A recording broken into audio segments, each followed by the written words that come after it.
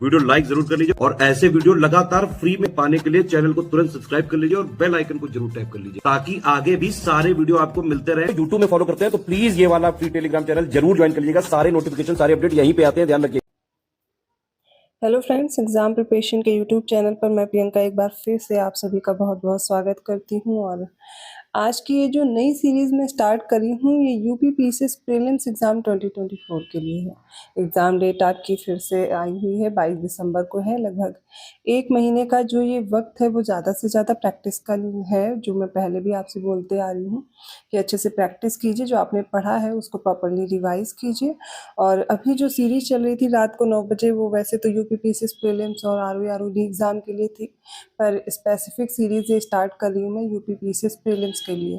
पर इसका मतलब ये नहीं है कि आरओई एग्ज़ाम वाले मुझसे कहेंगे कि मैम आपने वो सीरीज़ रोक दी, वो भी कंटिन्यू रहेगी। बट अभी 1 मंथ ये इसके लिए हम लोग फोकस करते हैं और वो भी सीरीज़ में कंटिन्यू रखूँगी। अगर आप न्यू हैं इस चैनल पर तो डेली रात को 9 बजे प्रैक्टिस सीरीज़ आपको देखने को मिलेगी।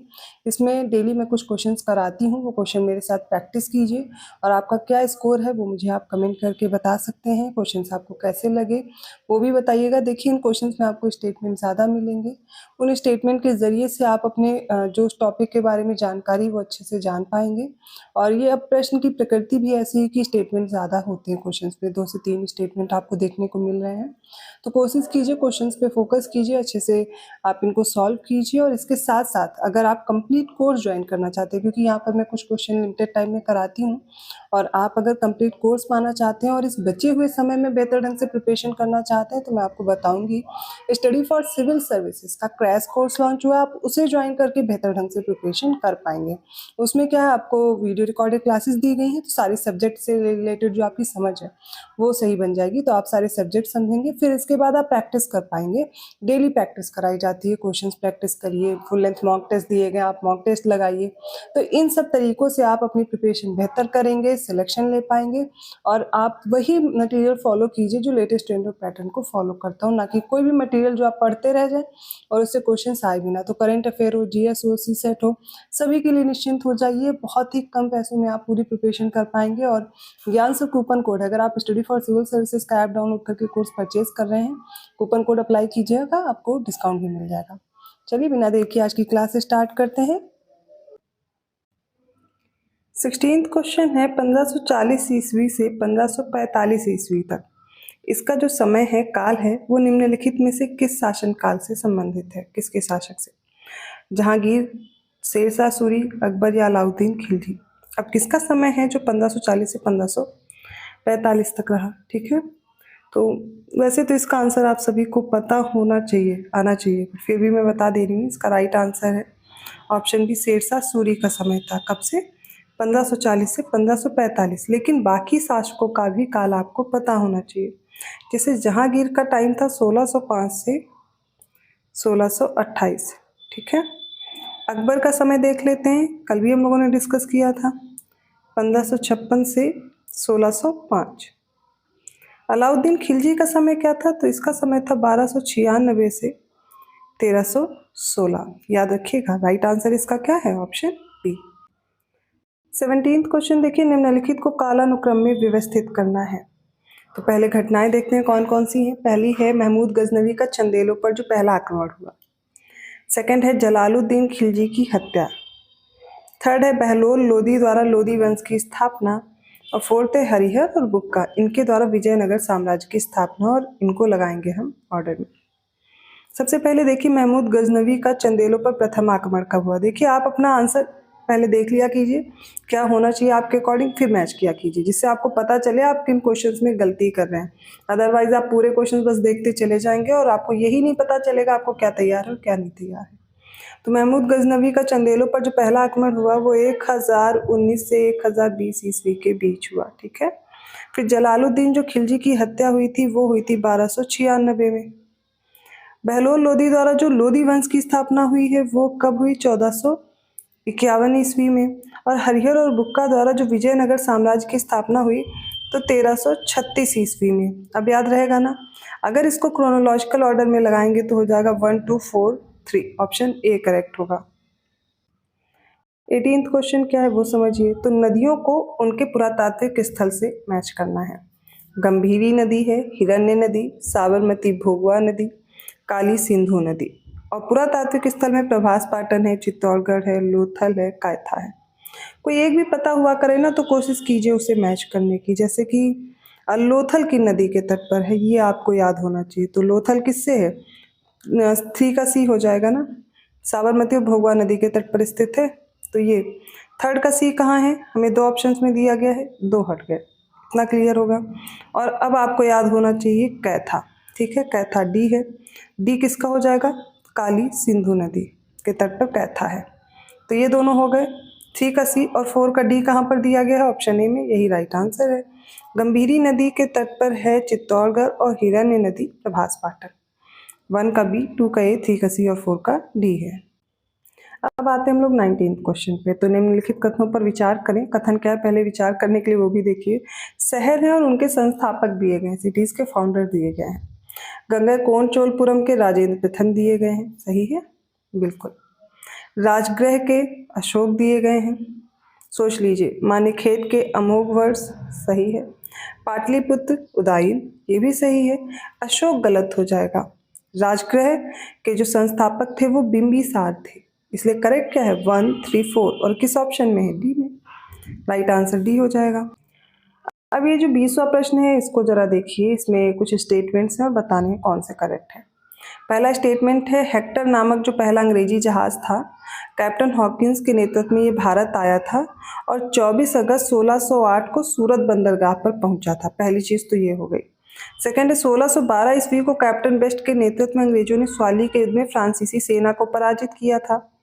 थर्ड है, ब्रिटिश ईस्ट इंडिया कंपनी ने 1661 ईस्वी में अंग्रेज अधिकारी जॉर्ज फॉक्सक्राफ्ट को मद्रास का गवर्नर नियुक्त किया था। और अब बताइए कौन सा कथन इसमें सही है? ऑप्शंस आपके सामने हैं। तो इसका राइट आंसर क्या हो जाएगा? ऑप्शन ए होगा। अभी ऑप्शन ए क्यों सही है? मतलब फर्स्ट और थर्ड स्टेटमेंट करेक्ट है, ये दोनों सही है कि हेक्टर नामक पहला अंग्रेजी जहाज था जिसे कैप्टन हॉकिंस आया था भारत में और 24 अगस्त 1608 को ही सूरत के बंदरगाह पर पहुंचा था। अब बात करते हैं जो 1612 ईस्वी की। तो कैप्टन बेस्ट के नेतृत्व में अंग्रेजों ने स्वाली के युद्ध में, ठीक है, फ्रांसीसी सेना को नहीं पुर्तगाली सेना को पराजित किया था। बस यहीं पे गलती हो गई।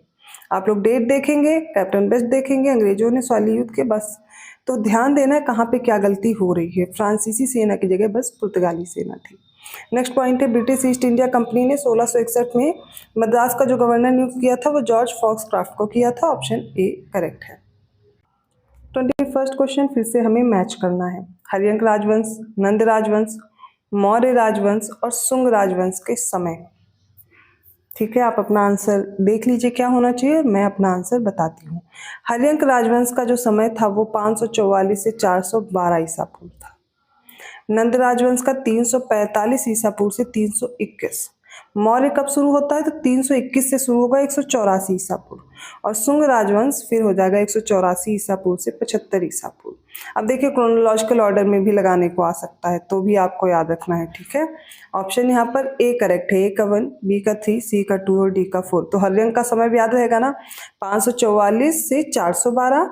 नंद का हो जाएगा 345 से 321 और 321 के बाद अगर आपको डेट नहीं भी आती ना तो भी आप इसको मैच कर सकते थे कि सबसे पहले राजवंश कौन सा होगा? हर्यंक होगा, है ना।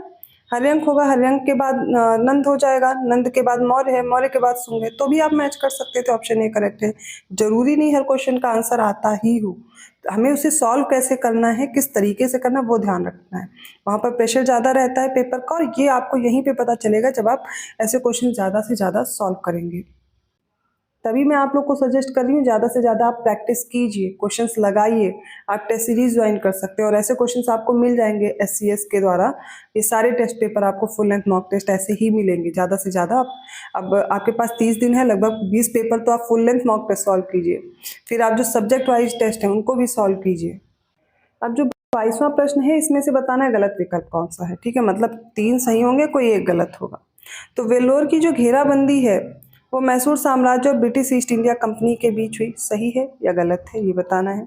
कटलौर की घेराबंदी त्रावणकोर और ब्रिटिश ईस्ट इंडिया कंपनी के बीच। मंगलौर की घेराबंदी मैसूर साम्राज्य और ब्रिटिश ईस्ट इंडिया कंपनी के बीच। और गजेंद्रगढ़ की लड़ाई मराठा साम्राज्य और मैसूर साम्राज्य के बीच हुई। अब बताइए कौन सा एक इनकरेक्ट है। राइट आंसर हो जाएगा ऑप्शन बी, ये इनकरेक्ट है। तो वेल्लोर की घेराबंदी कब हुई थी? 1782 में।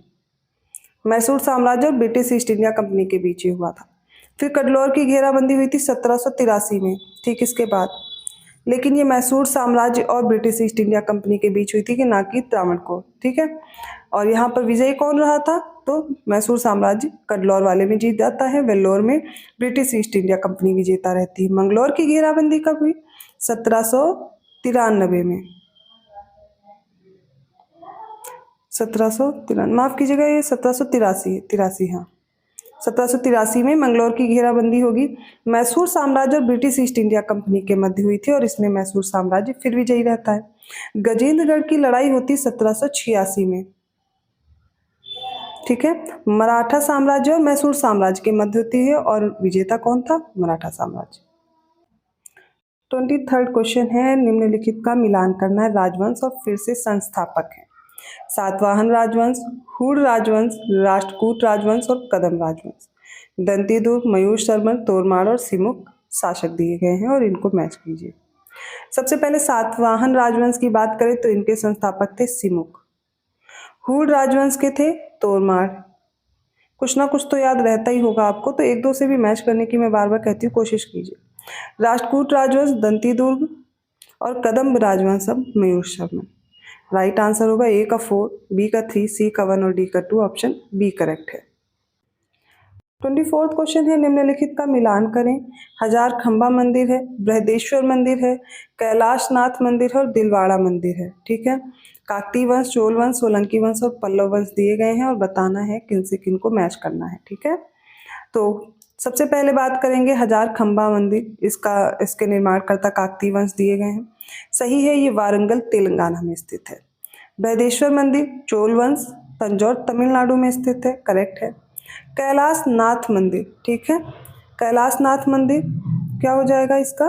कैलाशनाथ मंदिर है कांचीपुरम तमिलनाडु में और ये पल्लव वंश, ये गलत हो गया, सोलंकी वंश नहीं होगा, पल्लव वंश ने इनका निर्माण कराया। और दिलवाड़ा मंदिर सोलंकी वंश होगा, ठीक है, ये हो जाएगा माउंट आबू राजस्थान में, ठीक है, लोकेशन भी मैंने बता दी है। तो करेक्ट तो सिर्फ दो ही है, 1 और 2, और ये हमें दिया ऑप्शन ए में।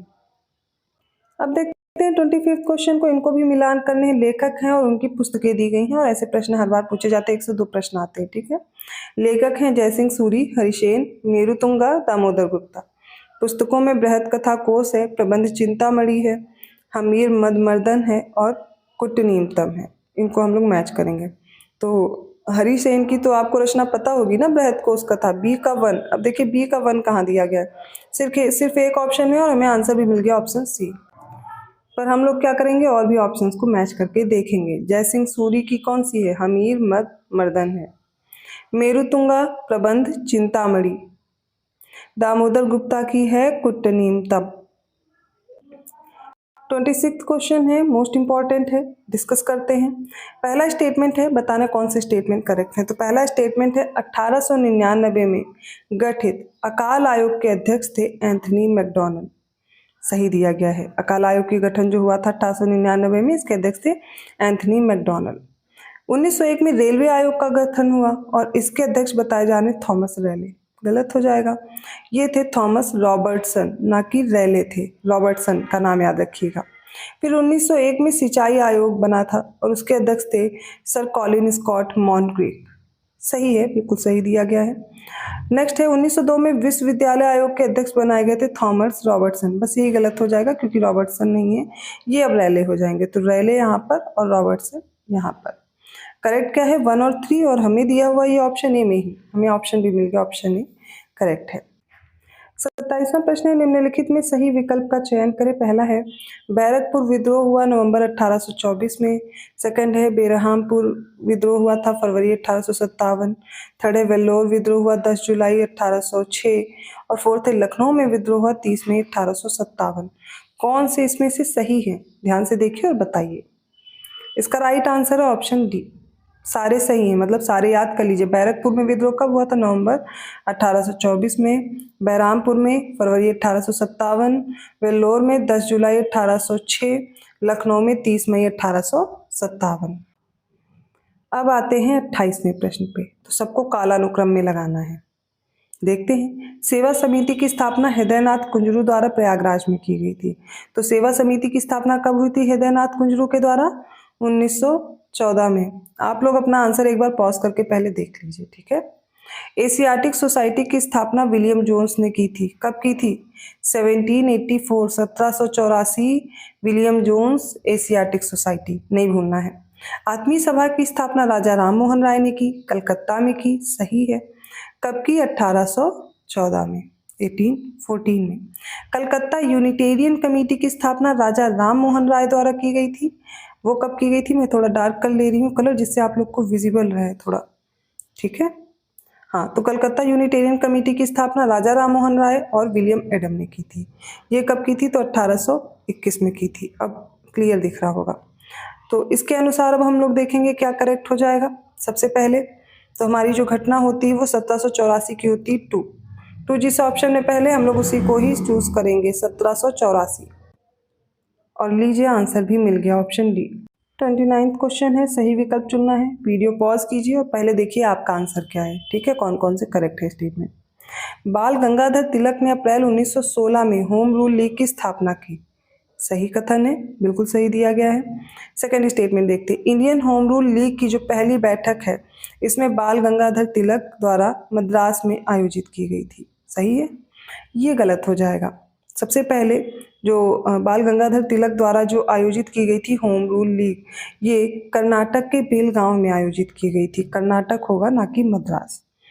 फिर थर्ड स्टेटमेंट है, बाल गंगाधर तिलक की इंडियन होम रूल लीग का जो मुख्यालय था वो पूना था। सही दिया गया है।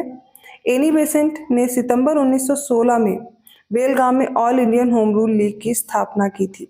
यहाँ पे अब बेलगाम गलत हो जाएगा, यहाँ पे मद्रास होगा। तो हमें क्या आंसर मिला? 1 और 3 जिसमें भी करेक्ट है वो हमारा ऑप्शन हो जाएगा। राइट आंसर है ऑप्शन सी। 30वां प्रश्न है, निम्नलिखित में सही विकल्प का चयन करना है। सारे विकल्प देखिए। महात्मा गांधी ने 12 मार्च 1930 को अपने 78 अनुयायियों के साथ साबरमती आश्रम से 1 मार्च का नेतृत्व किया। सही है, बिल्कुल सही दिया गया है कि 12 मार्च 1930 को 78 अनुयायियों के साथ ही साबरमती आश्रम से 1 मार्च का नेतृत्व किया था और उसका नाम क्या है? दांडी मार्च। 5 अप्रैल 1930 को महात्मा गांधी दांडी के समुद्र तट पर पहुंचे थे। बिल्कुल सही दिया गया है। अब इसी स्टेटमेंट से आपको दांडी मार्च के बारे में जो फैक्ट्स याद होने चाहिए, डेट याद होनी चाहिए, वो इस क्वेश्चन में कवर हो जाएगा। तो हर एक क्वेश्चन आपके लिए बहुत इंपॉर्टेंट है, ध्यान से सॉल्व कीजिए। महात्मा गांधी 6 अप्रैल 1930 को दांडी में नमक कानून तोड़े थे। ये भी सही दिया गया है, 6 अप्रैल 1930 की वो डेट थी। नेक्स्ट है, ब्रिटिश भारत के नमक कानून को तोड़ने के बाद सविनय अवज्ञा आंदोलन शुरू किया गया था। ये भी बिल्कुल सही है। तो सारे स्टेटमेंट इसमें करेक्ट हैं और दांडी मार्च और सविनय अवज्ञा से रिलेटेड अब जो भी तथ्य हैं वो अब आपको नहीं भूलेंगे। राइट आंसर ऑप्शन डी है। सारे स्टेटमेंट हमें इसमें करेक्ट दिए गए, ऑप्शन डी। तो ये आज के क्वेश्चंस कंप्लीट हुए। आप लोग कमेंट करके ज़रूर बताइएगा क्वेश्चंस आपको कैसे लग रहे हैं, या आप सॉल्व कर पा रहे हैं, और आपका स्कोर क्या है कोशिश कीजिए उसको भी डालने की कोशिश कीजिए, क्योंकि मुझे लग रहा है आप लोग वीडियो देख रहे हैं और क्वेश्चन सॉल्व करने के बाद आप ये देख ही नहीं रहे कि आपके कौन से क्वेश्चन सही हो रहे हैं या गलत हो रहे हैं। तो ये तो जानना बहुत ज़रूरी है। और ज़्यादा से ज़्यादा अभी शेयर कीजिए, ज़्यादा से ज़्यादा आप मुझे सपोर्ट कीजिए, जिससे मैं और भी अच्छे से इन क्लासेस को लेकर के आऊँ और क्वेश्चन ज़्यादा लेकर के आऊँगी जल्दी ही। ठीक है, जैसा आप लोग का रिस्पांस रहेगा मैं वैसे ही क्वेश्चन इंक्रीज कर दूंगी। तो अगर वीडियो अच्छा लगा तो मैंने फिर से बोला, आप लाइक ज़रूर कीजिए, चैनल को सब्सक्राइब कर लीजिए और लोगों को शेयर कीजिए। अगला वीडियो आसानी से मिल जाए तो बेल आइकन प्रेस कर दीजिएगा, नोटिफिकेशन मिल जाएगा। ठीक है, और पेड कोर्स के लिए मैंने बताया, जैसे आप क्वेश्चन सब मेरे साथ सॉल्व कर रहे हैं, ये क्लासेस आपको डेली एक मॉक टेस्ट अगर सॉल्व करने को मिल जाए तो कितना अच्छा है। तो आप ऐसी टेस्ट सीरीज ज्वाइन कर सकते हैं। स्टडी फॉर सिविल सर्विसेज के द्वारा आपको ये test series, paid quiz, full paid course, या फिर आप जो अभी चल रहा है कोर्स जो आपके 1 महीने में प्रिपरेशन के लिए हेल्पफुल रहेगा, तो बस उतना ही कोर्स ज्वाइन कर सकते हैं। सारी इन्फॉर्मेशन आपको जो नंबर्स मैंने बताए डिस्क्रिप्शन बॉक्स में, उन पे कॉल या मैसेज करके आपको मिल जाएगा। अदरवाइज आप गूगल प्ले स्टोर से SCS का ऐप डाउनलोड कर लीजिए, और जो भी कोर्स परचेज करेंगे ज्ञानसु कूपन कोड है, अप्लाई करना मत भूलिएगा। धन्यवाद।